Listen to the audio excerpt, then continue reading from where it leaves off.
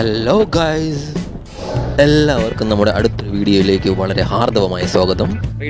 ഇന്നത്തെ വീഡിയോയിൽ നമ്മൾ ഉൾപ്പെടുത്താൻ പോകുന്നത് കന്യാകുമാരിയിലേക്കുള്ള ചെറിയൊരു യാത്രയും അതിനിടയിലുള്ള ഖ്യാതിയുടെ മലയാളം വായനയും, കന്യാകുമാരി ഫെറിയിൽ ടിക്കറ്റ് കിട്ടാതെ പോയത്, ഗാന്ധി മണ്ഡപത്തിലെ സന്ദർശനവും അവിടുത്തെ വിശേഷങ്ങളും തുടങ്ങിയവയെല്ലാം ഈ വീഡിയോയിൽ ഉണ്ടായിരിക്കും. So let's go. അപ്പോൾ ഗൈസ്, നേരത്തെ പറഞ്ഞ പോലെ ഇന്നത്തെ നമ്മുടെ യാത്ര കന്യാകുമാരി ജില്ലയിലേക്കാണ്. കന്യാകുമാരി ജില്ല തിരുവനന്തപുരത്തോട് ചേർന്ന് കിടക്കുന്ന തമിഴ്നാട്ടിലെ ഒരു ജില്ലയാണ്. അപ്പം നമ്മുടെ ഇന്നത്തെ പ്ലാനിൽ പത്മനാഭപുരം പാലസ്, കന്യാകുമാരി ബീച്ച്, അവിടെ പോയി സൺസെറ്റ് കൂടെ ഒന്ന് കാണണം. So here we go.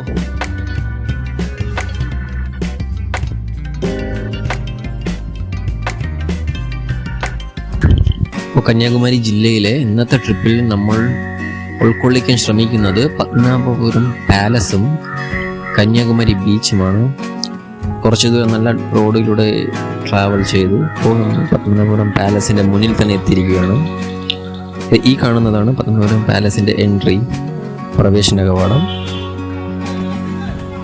ഇവിടേക്ക് എത്താനായിട്ട് നിങ്ങൾക്ക് ബസ്സോ ട്രെയിനോ യൂസ് ചെയ്യാം. അടുത്തുള്ള റെയിൽവേ സ്റ്റേഷൻ എന്ന് പറയുന്നത് നാഗർകോവിൽ തന്നെയാണ്. ഈ പ്രദേശത്തു നിന്നും 16 കിലോമീറ്റർ ദൂരമുള്ള നാഗർകോവിൽ റെയിൽവേ സ്റ്റേഷൻ. ഏറ്റവും അടുത്തുള്ള എയർപോർട്ട് എന്ന് പറയുന്നത് തിരുവനന്തപുരം എയർപോർട്ട് തന്നെയാണ്. തിരുവനന്തപുരം എയർപോർട്ടിലേക്ക് 52 കിലോമീറ്റർ ദൂരമുണ്ട്.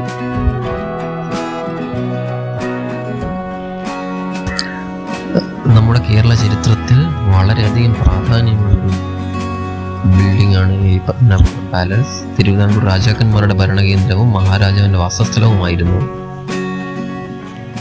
എന്നാൽ 1956 സംസ്ഥാന വിഭജനത്തിൽ ഇപ്പോൾ കൊട്ടാരം സ്ഥിതി ചെയ്യുന്നത് തമിഴ്നാട്ടിൻ്റെ അധികാര പരിധിയിലാണ്. പക്ഷേ ഇതിൻ്റെ നടത്തിപ്പ് ഇപ്പോഴും കേരള സർക്കാർ തന്നെയാണ് ചെയ്യുന്നത്. തിരുവനന്തപുരത്ത് നിന്നും 65 കിലോമീറ്റർ അകലെ തക്കലയിലാണ് കൊട്ടാരം സ്ഥിതി ചെയ്യുന്നത്.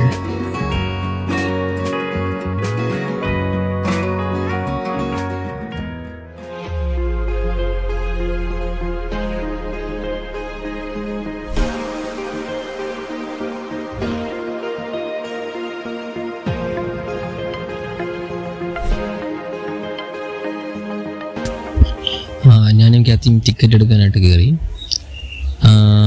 പിന്നെ ഇവിടുത്തെ സന്ദർശന സമയം ആദ്യം പറഞ്ഞുതരാം. രാവിലെ 9 മണി മുതൽ വൈകിട്ട് 5 മണി വരെയാണ് സന്ദർശന സമയം. അതിൽ മൺഡേ, തിങ്കളാഴ്ച അവധി. അപ്പോൾ ടിക്കറ്റ് എടുത്ത സമയത്ത് ഞങ്ങൾ പ്രതീക്ഷിച്ച പോലെ തന്നെ സംഭവിച്ചു. വേറൊന്നുമല്ല, ഇന്ത്യയിലുള്ള ഒട്ടുമിക്ക ടൂറിസ്റ്റ് പ്ലേസസിലും ഫോറിനേഴ്സിന് റേറ്റ് ഒരല്പം കൂടുതലായിരിക്കും. ഇവിടെ എനിക്ക് 40 രൂപയായപ്പോൾ ഖ്യാതിക്ക് 300 രൂപയായി. സോ ആസ് വി എക്സ്പെക്റ്റഡ്, നമ്മളത് പ്രതീക്ഷിച്ചിരുന്നു. അതുകൊണ്ട് വലിയ പ്രശ്നം ഉണ്ടായില്ല. പിന്നെ ഇവിടെ മൊബൈൽ ക്യാമറയ്ക്ക് 20 രൂപയും, പക്ഷെ വീഡിയോ എടുക്കുന്നതിന് 1500 രൂപയാകും. അതുകൂടെ പേയേണ്ടി വരും.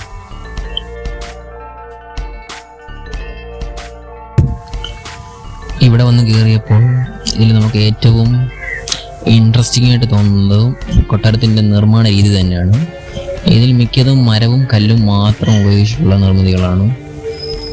സോ ഒരു കേരളീയനായ എനിക്ക് ഇതുപോലെയുള്ള കൊട്ടാരങ്ങൾ ഞാൻ നേരത്തെ കണ്ടിട്ടുണ്ട്. പക്ഷേ ഖ്യാതിയെ പോലെ വിദേശത്ത് നിന്ന് വന്ന ഒരാൾക്ക് ഇതുപോലെയുള്ള നിർമ്മാണ രീതികളും കെട്ടിടങ്ങളും ഒക്കെ കാണുമ്പോൾ വളരെയധികം പുതുമ തോന്നുന്നത് തന്നെയാണ്.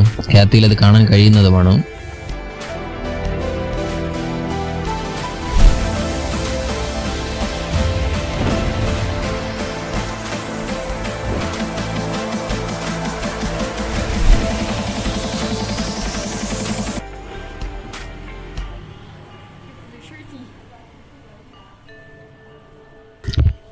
കൊട്ടാരത്തിൻ്റെ മച്ചിലും ബാക്കി വശങ്ങളിലും എല്ലാം ഇത്തരത്തിലുള്ള കൊത്തുപണികൾ നമുക്ക് കാണാൻ പറ്റുന്നതാണ്. പിന്നെ മുഖമണ്ഡപം അതിവിടെ വീട്ടിൽ തീർത്തതാണ്. ഇടനാഴികൾ, മാളികകൾ, അകത്തളങ്ങൾ എല്ലാമായി ഇന്നും ഈ കൊട്ടാരം വളരെയധികം പ്രൗഢിയോടെ തന്നെ നിൽക്കുന്നുണ്ട്. അതെല്ലാം ഏതൊരു മലയാളിക്കും വളരെയധികം അഭിമാനം തരുന്നത് തന്നെയാണ്.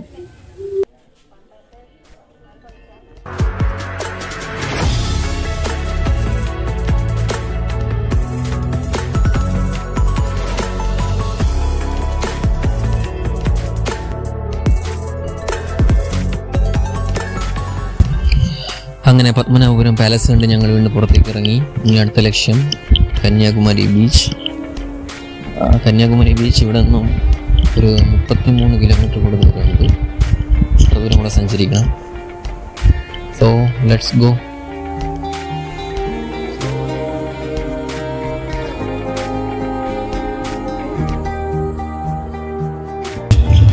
അപ്പോൾ നമ്മൾ പത്മനാഭപുരം പാലസിൽ നിന്ന് ഇറങ്ങി ഗൈസ്. ഇനി നമുക്ക് പോകേണ്ടത് കന്യാകുമാരിയാണ്. അപ്പോഴേക്കാണ് ഈ റോഡുകളെല്ലാം വളരെ നല്ല ചൂടും നല്ല പൊടിയുമാണ്. എനിക്ക് കാത്തിക്കും നല്ല രീതിയിൽ ദാഹിക്കുന്നുണ്ട്. അപ്പോൾ നമ്മളൊരു നാരങ്ങ വെള്ളം കാച്ചിയാലും തോന്നുന്നു. അപ്പോൾ നമ്മളൊരു കട പിടിച്ചു. ഈ കടയിൽ കയറി 2 ഫ്രൂട്ട് സർബത്ത് ഓർഡർ ചെയ്തു. ഫ്രൂട്ട് സർബത്ത് വലിയ കുഴപ്പമില്ലായിരുന്നു. Kathy, how was that fruit salad? Pretty good and refreshing. I tried to take some fruit.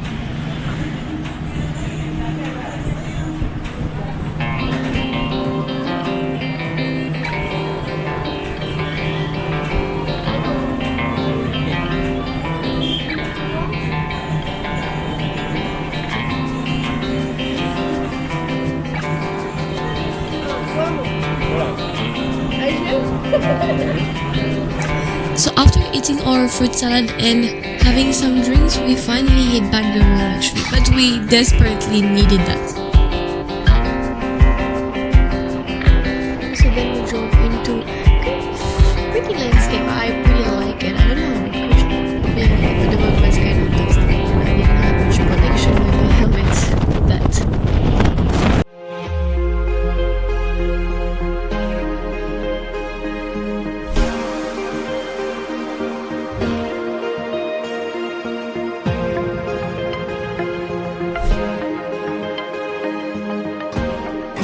അങ്ങനെ തമിഴ്നാട്ടിൽ കൂടെയുള്ള പൊടിയും ചൂടും എല്ലാം കൊണ്ട് നമ്മൾ കന്യാകുമാരി എത്താറായി. നട്ടുച്ചായതിനാലും നല്ല പൊടിയൊക്കെ ഉള്ളതിനാലും ഒരു നാരങ്ങ വെള്ളം കൂടെ കാച്ചിയാലും തോന്നി. സോ നമ്മൾ വണ്ടിയുമായി കന്യാകുമാരി ബീച്ചിനടുത്തേക്ക് എത്തി. ഇവിടെ ഇപ്പോൾ റോഡ് ബ്ലോക്ക്ഡ് ആണ്. 4 വീലേഴ്സ് കടത്തി വിടത്തില്ല, 2 വീലേഴ്സ് മാത്രമേ വിടത്തുള്ളൂ. So, how is it? നമ്മൾ വണ്ടി പാർക്ക് ചെയ്തു. അതിനുശേഷം അവിടെ നിന്ന് ഒരു ഫുഡ് കോർട്ടിൽ കയറി 2 ബർഗറും ഒരു ഡ്രിങ്കും വാങ്ങി. You didn't even know what you took. Bon appetit. Try this first. Yeah. We're trying to not drop everything of the inside. കന്യാകുമാരിയിൽ നമ്മൾ ആദ്യം ചെന്നത് ഗാന്ധി മണ്ഡപത്തിലേക്കാണ്.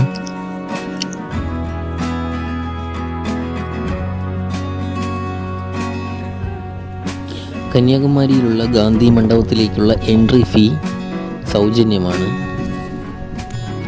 ഉള്ളിലേക്ക് ചെന്ന് കയറുമ്പോൾ തന്നെ വളരെയധികം ക്വയറ്റും കാമുമാണ് സ്ഥലം.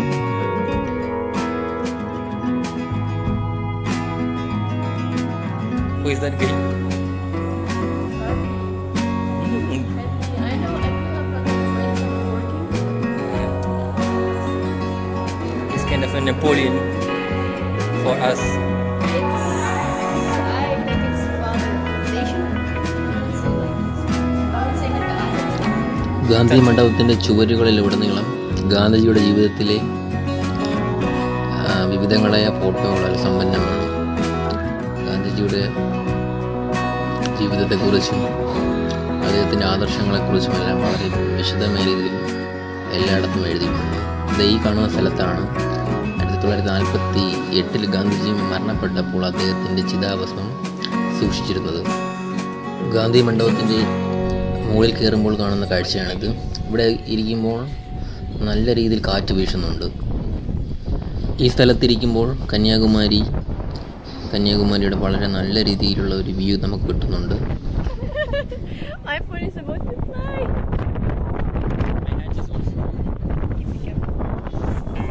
You're gonna have to buy another one again. അങ്ങ് ദൂരെ തിരുവല്ലൂരിൻ്റെ പ്രതിമയും വിവേകാനന്ദ പാറയും എല്ലാം നമുക്ക് വളരെ വ്യക്തമായ രീതിയിലൂടെ ഇരുന്ന് കാണാൻ കഴിയുന്നുണ്ട്. നമ്മുടെ ഇന്ത്യ മെയിൻലാൻഡിൻ്റെ ഏറ്റവും തെക്കേ അറ്റത്തുള്ള ഭാഗമാണ് ഈ കാണാൻ കഴിയുന്നത്. ഇതിനപ്പുറം കടലാണ്. നമ്മുടെ ഇന്ത്യ ഇവിടെയാണ് അവസാനിക്കുന്നത്. ഗാന്ധി മണ്ഡപത്തിൽ നിന്ന് ഇറങ്ങി നമ്മൾ താഴേക്ക് നടന്നു. ഈ ഇരു സൈഡുകളിലുമായി നമുക്ക് കരകൗശല വസ്തുക്കൾ, ബാക്കി സാധനങ്ങൾ വിൽക്കുന്ന കടകൾ ഇവയെല്ലാം കാണാൻ കഴിയുന്നു.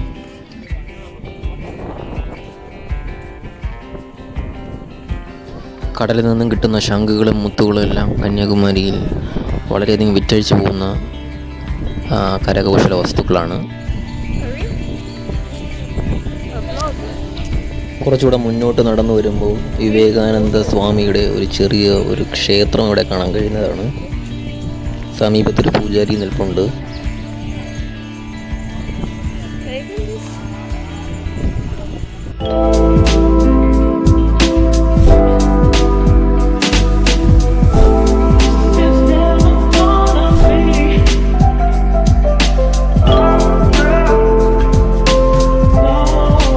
നമ്മൾ ഫെറി സർവീസിനുള്ള ടിക്കറ്റ് എടുക്കാൻ കിട്ടിയപ്പോൾ ചെറിയൊരു പണി കിട്ടി. അതായത് വിവേകാനന്ദ റോക്കിലേക്ക് പോകാനുള്ള ടിക്കറ്റിന് വേണ്ടി വന്നതായിരുന്നു. പക്ഷേ ടിക്കറ്റ് ഇവിടെ തീർന്നു പോയി. സംഗതി ക്ലോസ്ഡ് ആണ്. ഇവിടെ ടിക്കറ്റ് 4 മണി വരെ കൊടുക്കുന്നുള്ളൂ. നമ്മളിപ്പോൾ ഇവിടെ എത്തിയപ്പോൾ ഇപ്പോൾ 4:10 ആയിട്ടുണ്ട്. സോ അപ്പോൾ നമ്മൾ അവിടുത്തെ വിഷമം മാറാൻ കുറച്ചുകൂടെ മുന്നോട്ട് നടന്നെത്തിയപ്പോൾ ഇവിടെ കല്ലുകളൊക്കെ ഇട്ട് ഒരു വലിയൊരു കടൽ പാലം തന്നെ ഉണ്ടാക്കിയിട്ടുണ്ട്. കടൽ പാലം എന്ന് പറയാൻ പറ്റുമെന്ന് അറിയത്തില്ല, എങ്കിലും കടലിലേക്ക് നീണ്ടു നിവർന്ന് കിടപ്പുണ്ട്. വെറുതെ നിൽക്കുമല്ലേ, നമുക്കും കൂടെ നടക്കാമെന്ന് വിചാരിച്ചു. അങ്ങനെ നമ്മൾ നടന്നു തുടങ്ങി. സംഭവം നടന്നു തുടങ്ങിയപ്പോൾ ഇത് പെട്ടെന്നൊന്നും തീരുന്ന ലക്ഷണമില്ല. പിന്നെ ബാക്കിയുള്ള കുറച്ച് ആളുകൾ നമ്മുടെ കൂടെ നടക്കുന്നുള്ളത് കൊണ്ട് നമ്മൾ നടത്താൻ അങ്ങോട്ട് തുടർന്നു. അങ്ങനെ നടന്ന് പത വന്നപ്പോൾ അവസാനം ഇതിൻ്റെ അന്ത്യം കണ്ടു. നമ്മളിവിടെ കുറച്ച് നേരം ഇരുന്നു, കടലൊക്കെ നോക്കിയിരുന്നു. വിവേകാനന്ദ പാറയിലേക്ക് പോകാൻ പറ്റാത്തതിൻ്റെ വിഷമം ഇപ്പോഴുണ്ട്. എന്നാലും കുഴപ്പമില്ല.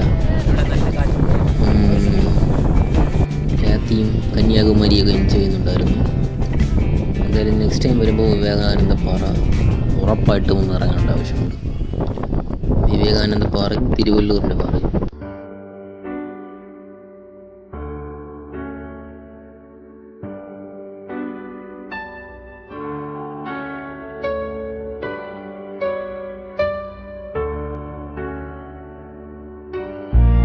കന്യാകുമാരി എല്ലായ്പ്പോഴും വളരെ നല്ലൊരു വൈബാണ്.